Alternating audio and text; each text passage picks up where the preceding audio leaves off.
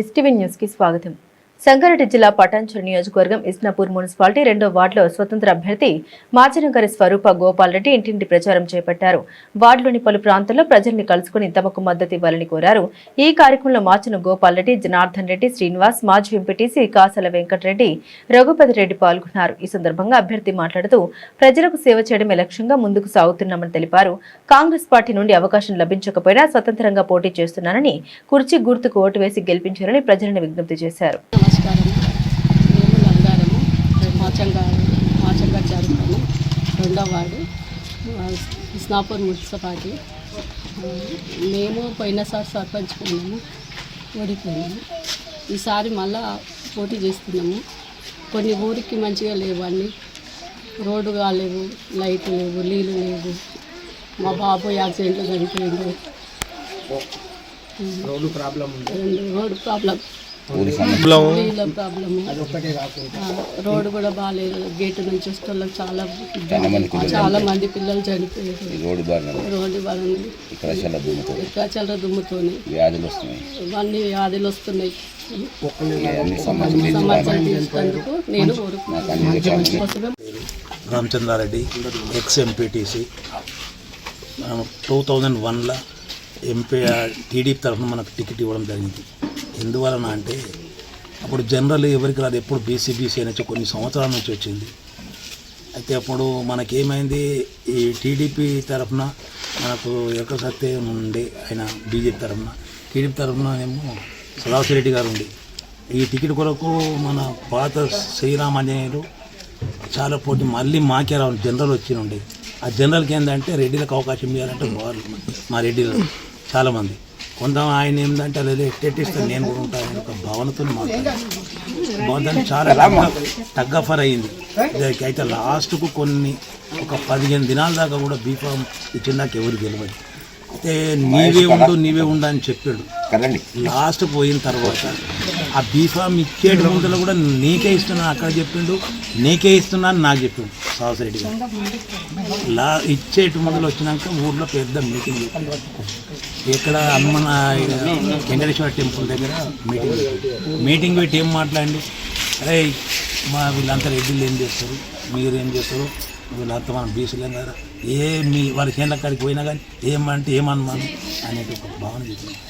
దానికి అన్నిటి దాటుకొని గెలిచి మండల 2nd ర్యాంకులో మనకు మెజార్టీతో గెలిచింది.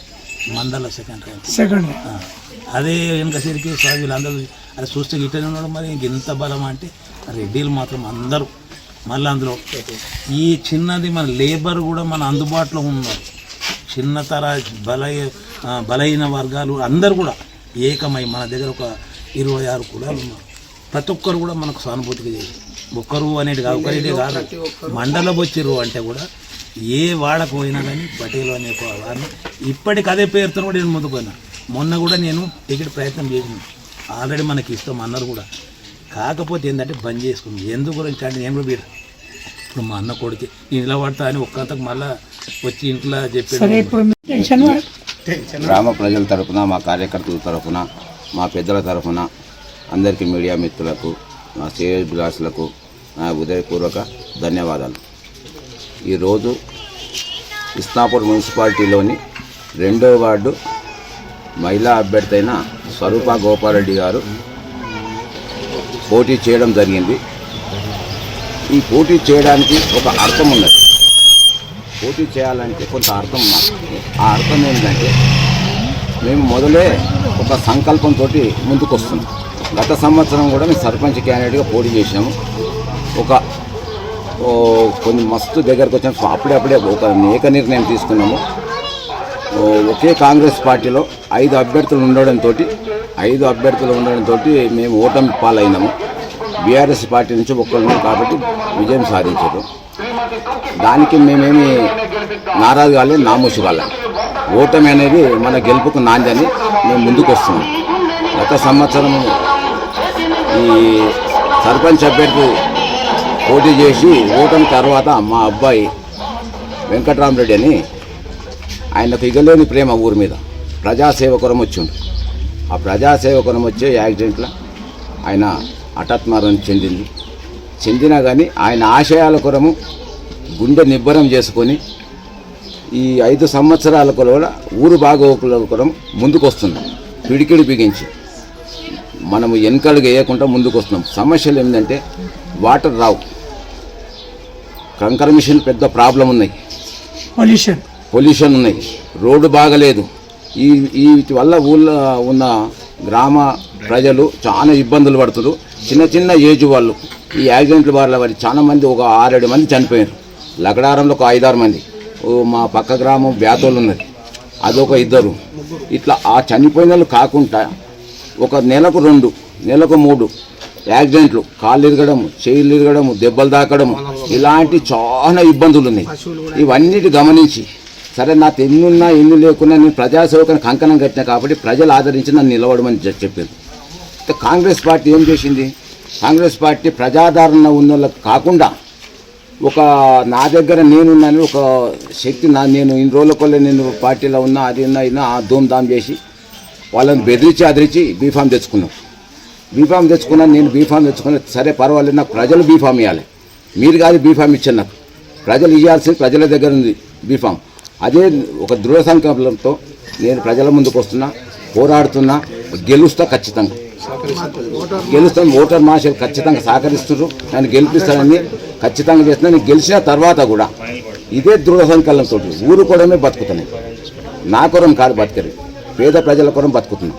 ఇవాళ ఇదే సాక్షితంగా మళ్ళీ మీరు కూడా నన్ను ప్రశ్నించవచ్చు, మీరు చేసిన నా తప్పులు కూడా ఎత్తి చూపొచ్చు. నేను నాకేది అవసరం లేదు, డబ్బు అవసరం. అన్నిటికీ గరీబోళ్ళ పార్టీ, నాకు బలిసిన పార్టీగా గరీబోళ్ళ కొరం వస్తున్నాం ముందుకు. మళ్ళీ ఇంకొకటి, మొన్న 2-3 సర్పంచులు చేశారు, వాళ్ళు ఏమి చేసినట్టు ఇలా మళ్ళీ వీళ్ళకి ఆకాంక్ష ఎందుకు? డబ్బు సంపాదించుకుందామని కదా, లేదా నాయకులు కొత్త వాళ్ళకి ఇవ్వచ్చు కదా, వాళ్ళు కాకుండా కొత్త వాళ్ళకి ఇంకొకరికి ఎంచుకోండి అంటే మీరే ఉండాలి. ఎప్పటికీ వేరే లేరా కొత్తరు నాయకుడు అంటే వాడు స్టేజ్ దాటిన తర్వాత ఇంకో స్టేజ్కి వెళ్ళిపోవాలి. ఇప్పుడు సపోజ్ ఎగ్జాంపుల్ వర్కర్ అయిపోయిన తర్వాత కొద్ది స్టేజ్ పెడుతుంది. ఇప్పుడు పోలీస్ శాఖలు తీసుకోండి, first constable, head constable, SI, CI, అంటే ఎందుకు మనం కూడా అట్లా పెంచుకుంటే వాళ్ళం, పరపతి పెంచాలి, ప్రజాసేవ పెంచాలి, ముందుకు పోవాలట. అప్పుడే నిజమైన నాయకుడు. స్వార్థం ఉన్నోడు ఆన్నే ఉంటాడు, ఆ టేబుల్ ఇడవాడు, బయటకు కోడు. అది మా దృఢ సంకల్పం. మొత్తం అవినీతి ఉంది, అవినీతిని మ్యాక్సిమం శాతమైనంత మటుకు ప్రారంభించాలని మేము ఖచ్చితంగా కంకణం కట్టుకున్నాం. అది ఖచ్చితంగా మార్పు అనేది చూపిస్తాం. మేము ఘన విజయం సాధిస్తాం. మీడియా ప్రకారం చెప్తున్నాం, ఖచ్చితంగా మేము ఊరుకొరమే పనిచేస్తాం మా జీవితకాలం. గత సంవత్సరం ఇదొకటేసారి నేను మళ్ళీసారి నా తరఫున మంచి క్యాండిడేట్ సెలక్షన్ చేసి మళ్ళీసారి రెండోసారి వేరే క్యాండిడేట్ నేను నిలబడను. నాకు చాలు ఇదే, నేను రూటు చూపిస్తాను, ఇట్లుండాలనేది నేను అదే కంకలం.